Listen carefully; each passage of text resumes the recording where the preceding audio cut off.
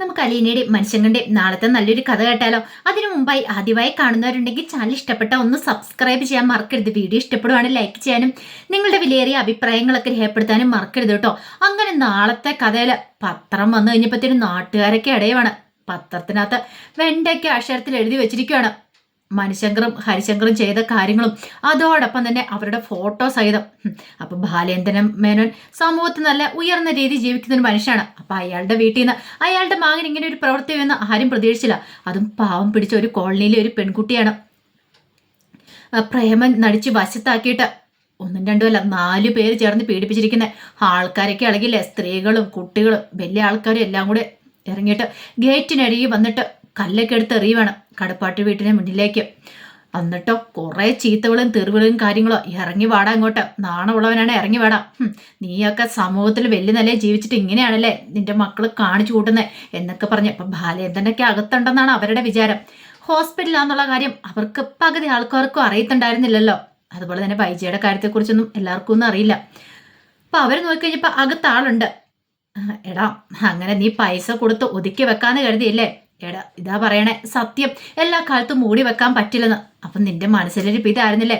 സ്വന്തം മകനെ രക്ഷിക്കാൻ വേണ്ടിയിട്ട് നിനക്കും ഇല്ലേടാ അമ്മയും പെങ്ങന്മാരും എന്നൊക്കെ പറഞ്ഞുകൊണ്ട് സ്ത്രീകളൊക്കെയാണ് വല്ലാതെ ഇളകി. ആ സമയത്ത് അലീനയും കൃഷ്ണമോളും കൂടെ ജനലിൻ്റെ അടുത്തേക്ക് വന്നു. നോക്കിക്കഴിഞ്ഞപ്പോഴത്തേനും ഗേറ്റിലൊക്കെ പിടിച്ച് കുലുക്കുവാണ് ആൾക്കാര്. ആ സമയത്ത് കൃഷ്ണമോള് ചോദിച്ചു, ഇനി നമ്മൾ എന്ത് ചെയ്യും ചേച്ചിന്ന് ചോദിച്ചു. തൽക്കാലത്തേക്ക് കഥവൊന്നും തുറക്കാൻ പറ്റില്ല, അറിയാലോ ആൾക്കാരൊക്കെ ഇളകിയിരിക്കുക. ഇതൊക്കെ ഞാൻ പ്രതീക്ഷിച്ചിരുന്ന കാര്യമോ മോളെ, കാരണം ആൾക്കാർക്ക് സഹിക്കാൻ പറ്റില്ല, നമുക്കാണല്ലോ സഹിക്കാൻ പറ്റുമോ? ആ കൊച്ചിന് എന്തെങ്കിലും സംഭവിച്ചു പോയിട്ടുണ്ടായിരുന്നെങ്കിലോ? ഇതൊന്നും ആയിരിക്കില്ല അവസ്ഥ എന്ന് പറഞ്ഞു. അത് കേട്ടപ്പോൾ കൃഷ്ണമോള് പറഞ്ഞു, ഒരു കാര്യം ചെയ്താലോ, നമുക്ക് പോലീസിനെ വിളിച്ചാലോ എന്ന് ചോദിച്ചു. പോലീസിനെ വിളിക്കാനോ? അറിയാലോ മോൾക്ക് ഞാൻ അവിടെ അനുഭവിച്ച വേദന എന്താണെന്ന് എനിക്കറിയത്തുള്ളൂ. അവർ വന്നാലും ഇപ്പം എന്താ, അവരൊന്നും ചെയ്യാൻ പോകുന്ന എനിക്ക് തോന്നുന്നില്ല. കാരണം അവർ നോക്കി കഴിയുമ്പോഴത്തേനും ഇങ്ങനൊരു സംഭവം, ഇത് ചെറിയ സംഭവമൊന്നും അല്ലല്ലോ, കോളുകളൊക്കെ സൃഷ്ടിച്ച കാര്യമാണല്ലോ. അപ്പോഴേക്കും ഒരു കല്ല് വീണ് ജനലിലേക്ക് പതിച്ചു. ജനച്ചിലെല്ലാം കൂടെ പൊട്ടി. ഒരു നിമിഷം കൃഷ്ണമോൾ അലീനയെ പെട്ടെന്ന് കെട്ടിപ്പിടിക്കണം. ചേച്ചിന്ന് പറഞ്ഞിട്ട് മോള് പേടിക്കൊന്നും വേണ്ടെന്ന് പറഞ്ഞു. പിന്നെ തുടരെ കല്ലുകളായിരുന്നു. മുറ്റത്തിരുന്ന് ചെടിച്ചട്ടി എല്ലാം നാശകോശമാക്കി തവിട് പൊടിയായി. പക്ഷേ എങ്കിൽ ബബിത മുറിയിൽ ഇങ്ങനെ ഇരിക്കുക. ബബിത ഇതൊന്നും ബാധിക്കുന്ന കാര്യമായിരുന്നില്ല. എന്തൊക്കെ വന്നാലും ശരി, ആകാശം ഇടിഞ്ഞു വീണാലും ശരി, തനിക്കൊരു പ്രശ്നമില്ല, കാമുകനുമായിട്ട് സൊള്ളണം, ആ ഒരു ചിന്തയോ അവളുടെ മനസ്സിലുണ്ടായിരുന്നുള്ളൂ. കുറെ സമയം ആൾക്കാരെങ്ങനെ അവിടെ കിടന്ന് ആക്രോശിക്കണം. അപ്പോഴേക്കും കൃഷ്ണമോള് പറഞ്ഞു, ചേച്ചി ഇനി എന്ത് ചെയ്യും? തൽക്കാലത്തേക്ക് നമുക്കിവിടെ അടങ്ങിയിരിക്കാം. എന്നാലും അവര് കഥ ഒന്ന് തുറന്ന് ഇങ്ങോട്ട് വരാൻ പോകുന്നില്ലോ. കുറച്ച് കഴിയുമ്പോൾ അവരുടെ ദേഷ്യം മാറി കഴിയുമ്പോൾ അവർ പോയിക്കോളെന്ന് പറഞ്ഞു. അല്ല, ഒരു കാര്യം ചെയ്താലോ, നമുക്ക് ഗോവർദ്ധനങ്ങളെ വിളിച്ച് പറഞ്ഞാലോ എന്ന് ചോദിച്ചു. അങ്ങനെ പിന്നീട് ഗോവർദ്ധനെ വിളിക്കണം അലീന. ഗോവർദ്ധനെ വിളിച്ചിട്ട് കാര്യങ്ങൾ പറയണം. അതെ, ഇവിടെ കുറെ ആൾക്കാർ വന്ന് ഗേറ്റിന് അവിടെ കിടന്ന് പ്രശ്നം ഉണ്ടാക്കുമെന്ന് പറഞ്ഞു. അപ്പോഴേക്കും അലീനയോട് ചോദിച്ചു, നിങ്ങൾ സേഫ് ആണോന്ന് ചോദിച്ചു. ഞങ്ങൾ സേഫാ, ഞങ്ങൾക്ക് പ്രശ്നമൊന്നുമില്ല, അവർക്ക് ഗേറ്റ് തുറക്കാൻ പറ്റിയിട്ടില്ല, ഞാൻ ഗേറ്റൊക്കെ നേരത്തെ തന്നെ പൂട്ടിയിട്ടുണ്ടായിരുന്നു. അപ്പോൾ അലീനയ്ക്ക് നല്ല പേടിയുണ്ടായിരുന്നു. കാരണം മണിശങ്കർ വിളിച്ചോൻ പറഞ്ഞിട്ടുണ്ടായിരുന്നു അവിടെ വന്ന് ആൾക്കാരെ ആക്രോശിക്കും, ഭയങ്കര ബഹളം ഉണ്ടാക്കുകയൊക്കെ ചെയ്തിട്ടുണ്ടായിരുന്നു. അപ്പോൾ ഇങ്ങോട്ടേക്കും വരും, ഇനിയിപ്പോൾ ഗേറ്റ് തുറന്ന് ആരും വരില്ല, അതുകൊണ്ടാണ് ഗേറ്റും കാര്യങ്ങളൊക്കെ പൂട്ടിയിട്ടേക്കുവാന്ന് പറഞ്ഞു. അങ്ങനെയാണ്, പേടിക്കണ്ട, അകത്തിരുന്നു, ഒരു കാരണവശാലും ഗേറ്റൊന്നും തുറക്കാൻ പോയേക്കല്ലെന്ന് പറഞ്ഞു. അല്ല അങ്കിളിത് എവിടെയാന്ന് ചോദിച്ചു. ഞാൻ ബാലേട്ടനെ കാണാനായിട്ടൊന്ന് പോകുക, എനിക്ക് ബാലേട്ടനെ ഒന്ന് കാണണമെന്നൊക്കെ പറഞ്ഞു. പേടിക്കണ്ടെന്നൊക്കെ പറഞ്ഞ് അലീനയ്ക്ക് ധൈര്യം കൊടുത്തിട്ടാണ് ഫോൺ വെക്കുന്നത്. ആ സമയത്ത് അലീനയ്ക്ക് ഭയങ്കര ടെൻഷനാണ്. ഇനിയിപ്പോൾ ഇങ്ങോട്ടായാലും കയറി വരുമോ? തൻ്റെ കാര്യം ഓർത്തിട്ട് അലീനയ്ക്ക് പേടിയില്ല, പക്ഷേ കൃഷ്ണമോളുടെ ബബിതയുടെയും കാര്യമൊക്കെ ഓർത്തിട്ടാ. ആ സമയത്ത് കൃഷ്ണമോള് അലീനയോട് പറഞ്ഞു, കണ്ടില്ലേ ബബിത ചേച്ചി ഇപ്പോഴും മുറിക്കാത്ത തന്നെയാണ്, ചേച്ചി പോയപ്പോഴും ഇതുപോലൊക്കെ തന്നെയായിരുന്നു, പുറത്തേക്ക് വരുമോ? രോഹിത്തേൻ്റെ അച്ഛൻ്റെ അമ്മയുടെ ആരുടെയും കാര്യങ്ങൾ അന്വേഷിക്കുന്ന പോലും ഉണ്ടായിരുന്നില്ല എന്ന് പറഞ്ഞു. സാരമില്ല പോട്ടെ, അതൊന്നും ഓർത്ത് മോള് വിഷമിക്കേണ്ടെന്ന് പറഞ്ഞ് ചേർത്ത് പിടിക്കുകയാണ്. അതേ സമയത്ത് വൈജയന്തിയുടെ അടുത്തേക്ക് അവിടുന്ന് നേഴ്സ് വരുവാണ്. നേഴ്സ് വന്നിട്ട് പറഞ്ഞു, എന്നാലും കൊള്ളാലോ, മാഡത്തിൻ്റെ മോൻ കൊള്ളാലോ എന്ന് പറഞ്ഞു. എന്താന്ന് ചോദിച്ചു. ഈ പത്രം ഒന്ന് വായിച്ചു നോക്കാൻ പറഞ്ഞു. അങ്ങനെ ആ പത്രം അങ്ങോട്ട് കൊടുത്തു. അത് വായിച്ചു കഴിഞ്ഞപ്പോഴത്തേനും വൈജയന്തി ഞെട്ടി. കാരണം ആ പത്രത്തിനകത്ത് എഴുതി പിടിപ്പിച്ചിരിക്കുന്ന അങ്ങനത്തെ കാര്യങ്ങളൊക്കെയാണ്. അതുകൂടാതെ തന്നെ ഷർട്ട് പോലും ഇടാതെ തൻ്റെ മകനും ഹരിയൊക്കെ നിൽക്കുന്ന കണ്ടപ്പോൾ വൈജയന്തിക്ക് എന്ത് വേണമെന്ന് അറിയത്തില്ല. അപ്പോഴേക്കും വൈജയന്തി അവിടെ കിടക്കുന്നുണ്ടെന്ന് അറിഞ്ഞ, കാരണം പീഡിപ്പിച്ച ചെക്കൻ്റെ അമ്മ ഇവിടെ കിടപ്പുണ്ട് ഹോസ്പിറ്റലിൽ അറിഞ്ഞു കഴിഞ്ഞപ്പോഴത്തേനും അവിടെയുള്ള കുറച്ച് ആൾക്കാരൊക്കെ അങ്ങോട്ട് മുറിയിലേക്ക് കയറി വരുവാണ്. കയറി വന്നിട്ട് എന്തായാലും കൊള്ളാം കേട്ടോ, മക്കളെ നന്നായിട്ട് വളർത്താൻ നിങ്ങൾക്ക് അറിയത്തില്ലല്ലേ? വെറുതെ അല്ല നിങ്ങൾക്ക് ഇങ്ങനെയൊക്കെ പറ്റിയത്. ആ പാവം പൊടിച്ചൊരു പെങ്കൊച്ചിനെ ഒന്നും അല്ലാതാക്കി കളഞ്ഞില്ലേ? മക്കളെ വളർത്തുവാണെ നല്ല രീതിയിൽ വളർത്തണം. വലിയ കൊമ്പത്തെ ആൾക്കാർ എന്ന് പറഞ്ഞിട്ട് എന്താ കാര്യം? കാർക്കിച്ച് തുപ്പുന്ന പോലെ കാണിച്ചിട്ട് അവരങ്ങോട്ട് പോകുമ്പോഴത്തേനും വൈജയന്തിക്ക് വല്ലാത്ത ടെൻഷനെ. അപ്പോഴേക്കും നേഴ്സ് പറഞ്ഞു, അതെ നിങ്ങൾ ഇവിടെ വന്ന് വെച്ചപ്പാടും വെള്ളം ഉണ്ടാക്കാതെ പോകാൻ നോക്കുക, അല്ലെങ്കിൽ എനിക്ക് സെക്യൂരിറ്റിയെ വിളിക്കേണ്ട വരുമെന്ന് പറഞ്ഞു. അങ്ങനെ ഒരു വിധത്തിൽ അവരെയൊക്കെ പുറത്തേക്കാക്കി. എന്നിട്ട് നേഴ്സ് കഥ അങ്ങ് ചാരുവാണ്. വൈജയന്തിയോട് പറഞ്ഞു, ആൾക്കാരോട് പറഞ്ഞിട്ട് കാര്യമില്ല, അവരവരുടെ രോഷം പ്രകടിപ്പിക്കുന്ന ഇനി ഇങ്ങനെയൊക്കെ ഉണ്ടാവുമെന്ന് പറഞ്ഞു. വൈജയന്തി ആ മുഖത്ത് പത്രം വെച്ചിങ്ങനെ വല്ലാതിരിക്കുവാണ്. കാരണം ആരുടെ മുഖത്തേക്ക്, നേഴ്സിന്റെ മുഖത്തേക്ക് പോലും നോക്കാൻ വൈജയന്തിക്ക് പറ്റുന്നുണ്ടായിരുന്നില്ല. കണ്ണൊക്കെ നിറഞ്ഞൊഴുകുന്നുണ്ട്. ഇനിയിപ്പോൾ ആരുടെ സഹായം തരണമെന്ന് പോലും വൈജയന്തിക്ക് അറിയത്തുണ്ടായിരുന്നില്ല. വല്ലാത്തൊരു ടെൻഷനും കാര്യങ്ങളായപ്പോയി.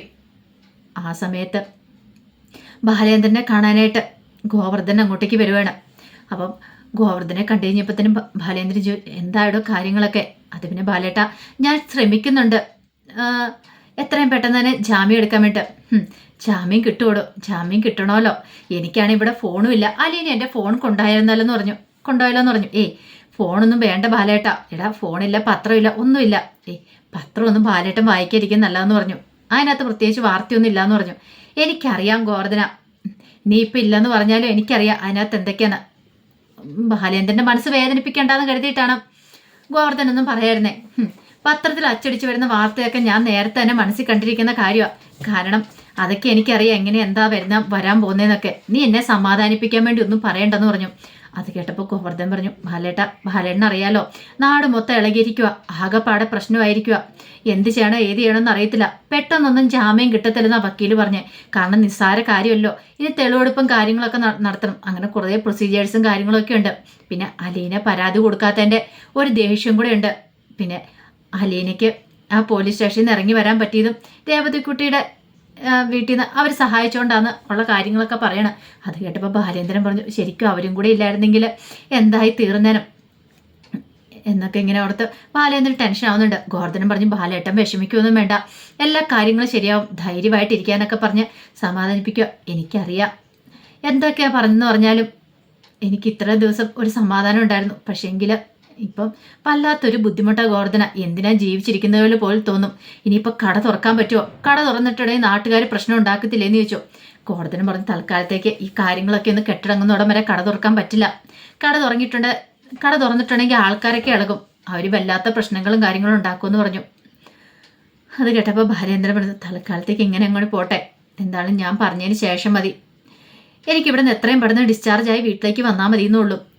സാരമില്ല ബാലേട്ട, അവിടുത്തെ കാര്യങ്ങളൊക്കെ നോക്കാൻ ഇപ്പം അലീന ഉണ്ടല്ലോ, അവള് പോലീസുകാർ വിട്ടല്ലോ, ഇനി അതൊന്നും ഓർത്ത് പേടിക്കണ്ടെന്ന് പറഞ്ഞു. ഇതേസമയം രേവതിക്കുട്ടി പത്രത്തിലെ വാർത്തയെ കണ്ടു കഴിഞ്ഞപ്പോഴത്തേന് നേരെ മാമച്ചൻ്റെ അടുത്തേക്ക് ഓടി ചെല്ലുവാണ്. അങ്ങനെ മാമച്ചനെ ഇത് കാണിച്ചിട്ട് കാര്യങ്ങളൊക്കെ പറയാം. മാമച്ചനും അത് വായിച്ചു കഴിഞ്ഞപ്പോൾ വല്ലാത്ത ബുദ്ധിമുട്ടായിപ്പോയി. ഗ്രേസം വന്നിട്ട് ചോദിച്ചു, എന്താ കൊച്ചേ, എന്താ കാര്യം എന്നൊക്കെ ചോദിച്ചു. കാര്യം പറയാണ്, ഞാൻ അലീന ചേച്ചി ഒന്ന് വിളിച്ചു നോക്കട്ടെ എന്ന് പറഞ്ഞുകൊണ്ട് അലീനയെ വിളിക്കുവാണ്. അലീനയെ വിളിച്ചിട്ട് രേവതിക്കുട്ടി പറഞ്ഞു, ചേച്ചി ഞാൻ പത്രത്തിൽ വാർത്തയെ കണ്ടായിരുന്നു പറഞ്ഞു. എനിക്ക് എന്ത് ചെയ്യണമെന്ന് അറിയത്തില്ല മോളെ, ഇവിടെ ഭയങ്കര പ്രശ്നങ്ങളോ കാര്യങ്ങളൊക്കെ, കാരണം ആൾക്കാരൊക്കെ കൂടിയിട്ടുണ്ടെന്ന് പറഞ്ഞു. എൻ്റെ ചേച്ചി ഇങ്ങോട്ടേക്ക് വരാനും പറ്റില്ലല്ലേ, ചേച്ചി ശരിക്കും പെട്ടുപോയല്ലോ എന്ന് പറഞ്ഞു. ഇതിനേക്കാളും ഭേദം വേറെ എവിടെയായാലും നിൽക്കുന്നതായിരുന്നു പറഞ്ഞു. സാരമില്ല മോളെ, എനിക്കിപ്പോൾ ഇവിടെ നിന്ന് ഇട്ടെറിഞ്ഞിട്ട് പോരാൻ പറ്റില്ല. അച്ഛൻ ഹോസ്പിറ്റലിൽ, അതുപോലെ അമ്മ, പിന്നെ രോഹിത്ത് പോലീസ് ലോക്കപ്പിലല്ലേ. ഇനി എന്താ നാളത്തെ കാര്യം എന്ന് അറിയാൻ പറ്റില്ല. ഞാനും കൂടി ഇപ്പോൾ ഇവിടെ നിന്ന് ഇറങ്ങിയിട്ടുണ്ടെങ്കിൽ കൃഷ്ണമോളുടെയൊക്കെ കാര്യം എന്താവും. എനിക്ക് എന്താണെങ്കിലും ഇപ്പോൾ വരാൻ പറ്റില്ല എന്ന് പറഞ്ഞു. രേവതിക്കുട്ടി പറഞ്ഞു, എന്തെങ്കിലും സഹായം വേണേൽ പറഞ്ഞാൽ മതി എന്ന് പറഞ്ഞു. വേണ്ട, ഇനി അവരെ അത്ര ബുദ്ധിമുട്ടിപ്പിക്കുന്നത് ശരിയല്ല. ഇപ്പം തന്നെ മാമച്ചനങ്ങളും ഗ്രേസമാൻ്റെയൊക്കെ എനിക്ക് വേണ്ടിയിട്ട് കുറെ കഷ്ടപ്പെട്ടിട്ടുണ്ട്. പക്ഷെ ഇനി അവരെ ഒരു കാരണവശാലും ബുദ്ധിമുട്ടിക്കാൻ ഞാൻ തയ്യാറല്ലെന്നൊക്കെ പറഞ്ഞു. അത് കേട്ടപ്പോൾ രേവതിക്കുട്ടി പറഞ്ഞു, അവർക്ക് ബുദ്ധിമുട്ടൊന്നും ഇല്ല ചേച്ചി, അവർക്ക് എന്നെ ഇഷ്ടമാണ്, അതുപോലെ തന്നെ ചേച്ചിയെ ഇഷ്ടമാണെന്നൊക്കെ പറഞ്ഞ് അലീനയെ സമാധാനിപ്പിച്ചു. പിന്നീട് ഫോൺ വെച്ച് കഴിഞ്ഞപ്പോൾ കൃഷ്ണമോളുടെ അടുത്ത് നിന്നിട്ട് പറഞ്ഞു, അതെ ഞാൻ എന്തായാലും ഹോസ്പിറ്റലിൽ വരെ പോകാൻ തീരുമാനിച്ചു, അച്ഛനെ കാണണമെന്ന് പറഞ്ഞു. പക്ഷേ കൃഷ്ണമോൾക്ക് നല്ല ടെൻഷൻ ഉണ്ടായിരുന്നു. അലീന പറഞ്ഞു, മോള് പേടിക്കൊന്നും വേണ്ട, മോള് ധൈര്യമായിട്ടിരിക്കുക, ഒന്നും സംഭവിക്കത്തൊന്നും ഇല്ലയെന്ന് പറഞ്ഞുകൊണ്ട് അങ്ങനെ കൃഷ്ണമോളെ സമാധാനിപ്പിക്കുകയാണ്. ഞാനിവിടെ നിന്ന് ഇറങ്ങിയിട്ടുണ്ടെങ്കിൽ ഗേറ്റ് അടച്ച് പൂട്ടിക്കണം. ഗേറ്റിലൂടെ കുറേ ആൾക്കാരൊക്കെ പോയിട്ടുണ്ടായിരുന്നു. അതുകൊണ്ട് ആര് വന്ന് വിളിച്ചാലും കഥയൊന്നും തുറക്കാനായിട്ട് പോയേക്കരുത്. ഒന്നെങ്കിൽ ഞാൻ ഗോവർദ്ധനങ്ങൾ അങ്ങനെ നമ്മുടെ ബന്ധുക്കാർ വന്നാൽ മാത്രം, അല്ലാതെ വേറെ ആര് വന്നാലും ഗേറ്റ് തുറക്കാനൊന്നും പോയേക്കില്ലെന്ന് കൃഷ്ണമോൾക്ക് താക്കീതും കൊടുത്തിട്ടാണ് അലീന ബാലേന്ദ്രനെ കാണാനായിട്ട് ഇറങ്ങുന്നത്. അപ്പോൾ അതിൻ്റെ വിശേഷങ്ങളൊക്കെയാണ് നമ്മൾ കാണാൻ പോകുന്നത്. ആ വിശേഷങ്ങൾക്കായി നമുക്ക് എല്ലാവർക്കും കാത്തിരിക്കാം കേട്ടോ. ഒരിക്കൽ കൂടി എല്ലാവർക്കും ശുഭരാത്രി നേർന്നുകൊണ്ട് നിർത്തുന്നു. നന്ദി.